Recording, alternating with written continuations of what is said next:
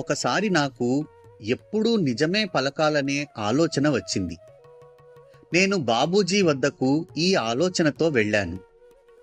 వారి పాదాలను తాకి, నేను ఈ రోజు నుండి నిజమే మాట్లాడతాను అని మీ ముందు శపథం చేస్తున్నాను అన్నాను. ఇది విని వారు, ఎప్పుడూ అలా చెయ్యకు, లేకపోతే నువ్వు హరిశ్చంద్రుడిలా కష్టాల పాలవుతావు అన్నారు. ఇది విని చాలా నిరాశ చెందాను. వారి భావం సరిగ్గా అర్థం చేసుకోలేకపోయాను.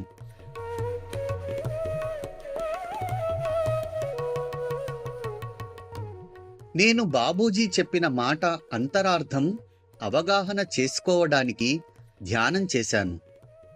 ధ్యానంలో ఒక స్వప్నావస్థ స్థితిలో ప్రవేశించి నేను బస్టాండ్ ఏ నుండి బస్టాండ్ బికు వెళ్లాల్సి వచ్చింది.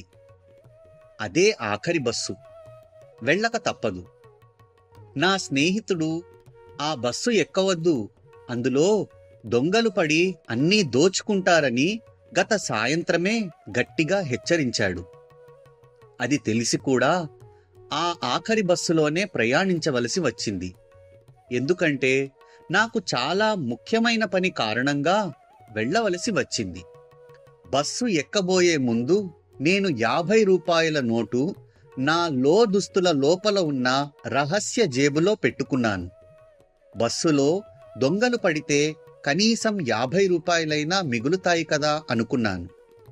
నిజానికి దొంగలు అన్నీ దోచుకున్నారు. నా ప్యాంటు చొక్కా కూడా తీసేసుకున్నారు. ఇప్పుడు కేవలం బనీను చెడ్డీతో నిలబడ్డాను. అప్పుడు ఒక దొంగ వచ్చి, సోదరా, ఇంకేమైనా మిగిలి ఉన్నాయా అని అడిగాడు. చేతులు జోడించి, లేదు బాబు, ఏమీ లేదు అన్నాను. ఆ వెనువెంటనే ధ్యానం ముగిసింది. దానితో పాటు కల కూడా ముగిసింది. అప్పుడు అర్థమైంది, నిజమే చెబుతానని నేను శపథం చేసి ఉంటే ఆ దొంగలకు ఆ దాచుకున్న 50 రూపాయలు కూడా ఇచ్చేయవలసి వచ్చేది. ఎంత మూర్ఖంగా ఉండేదో కదా. ధ్యానం తరువాత నేను బాబూజీ ప్రక్కన కూర్చున్నాను.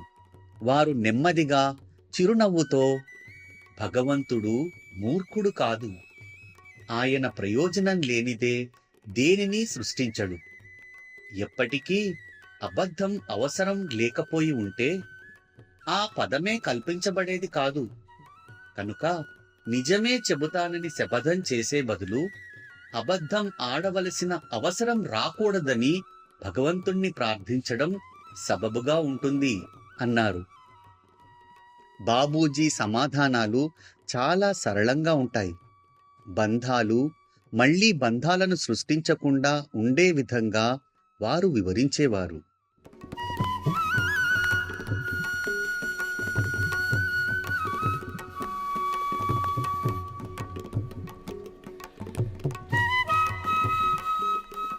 I never talk uselessly.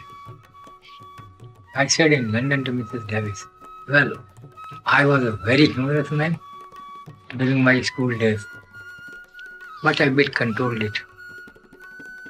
At the same time, I also tell, I never talk uselessly. If it is a joke, it has some meaning. That has become my habit as second nature.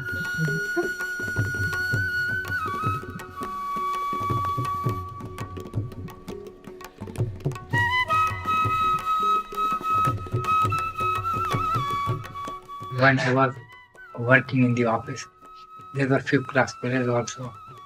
A few class fellows were working with me.